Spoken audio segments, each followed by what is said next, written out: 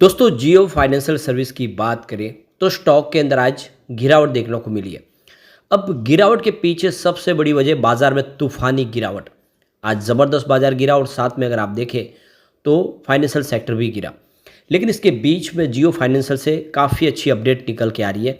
जियो financial जिसने आने वाले समय बड़ी बड़ी बैंकों को पछाड़ने की प्लानिंग बना दी है, यह जियो फाइनेंशियल आने वाले समय में बाजार में राज करता हुआ दिखाई दे सकता है। जिस तरह से इन्होंने टेलीकॉम सेक्टर में तहलका मचाया है, बिल्कुल वैसी ही तैयारी है। ऐसे में क्या इस समय हमें लॉन्ग टर्म इन्वेस्टर के लिए अच्छा मौका है कि खरीदारी कर ले, क्योंकि प्राइस काफ़ी नीचे है। 394 का जो हाई बनाया था उससे देखें तो इस समय काफ़ी डिस्काउंट में स्टॉक मिल रहा है। और ऐसे में क्या है, लॉन्ग टर्म के लिए एक बड़ा मल्टीबैगर साबित हो सकता है।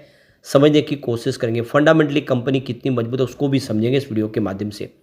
लेकिन फ्रेंड, उससे पहले अगर आप पहली बार हमारे चैनल पे आए तो चैनल को सब्सक्राइब कर दीजिए, एक बेल आइकॉन दबा दीजिए ताकि जब भी नया वीडियो बने पहला नोटिफिकेशन आपको मिले। वीडियो पसंद आए तो लाइक से जरूर कीजिए। चलो फ्रेंड्स, वीडियो स्टार्ट करते हैं। मैं हूँ आपका दोस्त एस बी दवे और हमारे अपने चैनल ऑनलाइन कमाई में आपका बहुत बहुत स्वागत है। तो सबसे पहले बाजार की बात कर ले तो आज BSE सेंसेक्स 81,271 के स्तर पे क्लोजिंग दिए, जहाँ पे 930 पॉइंट की बड़ी गिरावट देखने को मिली, यानी 1.13% गिरा BSE सेंसेक्स। अब यहाँ पे गौर करने वाली बात है कि बाजार की शुरुआत तो लगभग फ्लैट हुई थी और इंट्राडे में बाजार कुछ समय के लिए आपको ग्रीन जोन में जाता हुआ दिखाई देगा, लेकिन उसके बाद में एक तरफा गिरावट का माहौल बना और बड़ी गिरावट हुई। तो इंट्राडे में करीब 1200 पॉइंट की बड़ी गिरावट देखने को मिली है, तो काफ़ी ज़बरदस्त गिरावट हुई है। और निफ्टी फाइनेंशियल सर्विस में देखें तो उससे भी बड़ी गिरावट थी। 23,529 के स्तर पे 329 पॉइंट की गिरावट थी, यानी 1.38% गिरा निफ्टी फाइनेंशियल सर्विस। तो इतनी बड़ी गिरावट के बाद जियो फाइनेंशियल कैसे दूर रह सकता था। तो जियो फाइनेंशियल में भी आज हमने गिरावट देखी है, तो बाजार का असर देखने को मिला, वरना ये अपने दम पे इतनी गिरावट नहीं है। अभी इस समय स्टॉक में काफ़ी अच्छी खरीदारी हो रही है। तो स्टॉक की शुरुआत बिल्कुल फ्लैट हुई गिरते बाजार में 345 पर। कल की क्लोजिंग वहीं पर थी 345 के आसपास, परंतु यही दिन भर का हाई है। यहाँ से गिरावट का माहौल बन गया और स्टॉक गिरते हुए 336 पर आ गया। क्लोजिंग बिल्कुल नीचे की तरफ रही 336 पर ही, जहाँ पे 2.55% की गिरावट देखने को मिली। तो जिस तरह से बाजार भी लगातार गिरा, वैसे शेयर की प्राइस इसकी भी नीचे आ गई। अब इसकी परफॉर्मेंस अगर आप देखें तो यहाँ पे 2 दिन की जो शानदार तेज़ी बनी, आप देखें 2 सितंबर और 3 सितंबर में, जिसमें जो 321 के आसपास स्टॉक था वो 355 तक चला गया। लेकिन उसके बाद पिछले 3 ट्रेडिंग सेशन से लगातार इसमें हमें निगेटिव क्लोजिंग देखने को मिल रही है, गिरावट हो रही है। और उस हिसाब से जो स्टॉक 355 के आसपास था 3 सितंबर को, वो देखो कि आज 6 सितंबर को 337 के आसपास आ गया। तो 3 दिन से यहाँ पे थोड़ा सा दबाव है और आज खरीदारी होती, लेकिन बाजार ने साथ नहीं दिया। वॉल्यूम लगभग एक जैसा ही है। पिछले 1 महीने पहले 2 करोड़ का वॉल्यूम था, 1 करोड़ की डिलीवरी उठाई गई थी। 1 वीक पहले 4 करोड़ का वॉल्यूम हुआ था, सामने 2 करोड़ का डिलीवरी बेस काम हुआ। कल 2 करोड़ का वॉल्यूम था, 80 लाख का डिलीवरी बेस काम हुआ। आज भी 2 करोड़ का ही वॉल्यूम हुआ है। तो अब यहाँ पे जो बड़ी अपडेट निकल के आ रही है, मुकेश अंबानी आने वाले समय में होम लोन की जो सर्विस है उसको लॉन्च करने वाले, अंतिम चरण में चल रहा है सारा कामकाज। तो HDFC बैंक, SBI बैंक जैसे बड़े बड़े बैंकों को टक्कर देने की तैयारी कर ली है जियो फाइनेंशियल ने।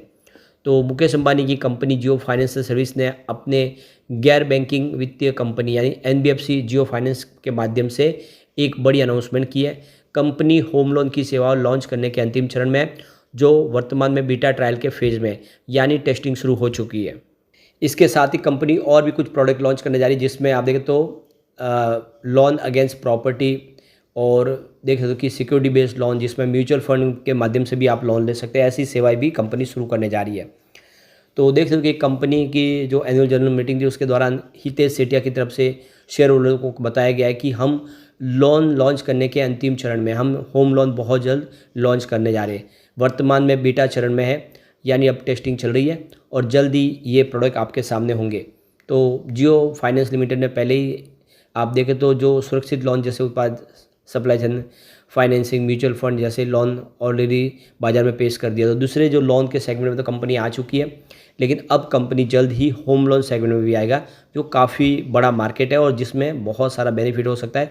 अगर कंपनी जो जो इसके लिए इंटरेस्ट की प्राइस थोड़ी सी अगर कम रखती है तो सारे के सारे कस्टमर इनकी तरफ आ सकते हैं।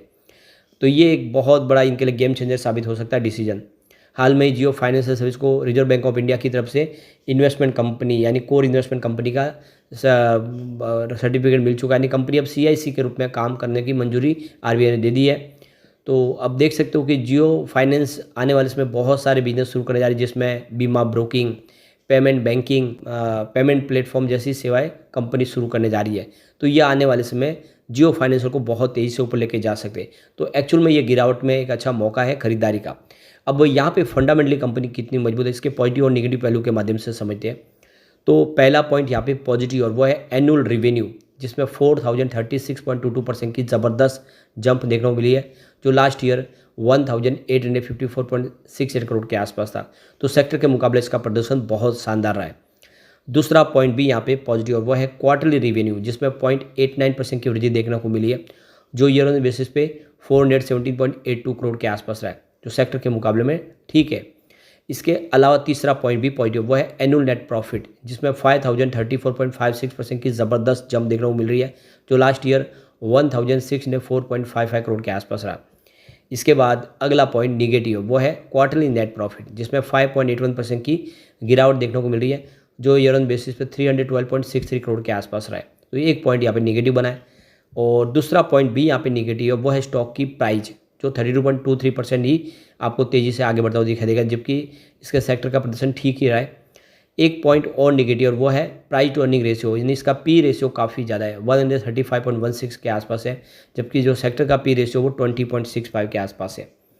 इसके बाद अगला पॉइंट पॉजिटिव है, वो है डेट टू इक्विटी रेशियो, जो 0 है, कंपनी पूरी तरह से डेट फ्री है। एक पॉइंट और निगेटिव वो है रिटर्न ऑन इक्विटी ROE, जो 1.15 है, तो लेस देन 10% है। ये थोड़ा इसके लिए निगेटिव पॉइंट बन रहा है। एक पॉइंट यहाँ पे और निगेटिव वो है म्यूचुअल फंड की होल्डिंग, जो लास्ट क्वार्टर में डिक्रीज हुई है। इसके बाद अगला पॉइंट न्यूट्रल बन रहा है, वो है प्रमोटर की होल्डिंग, जो अनचेंज रही है लास्ट क्वार्टर में।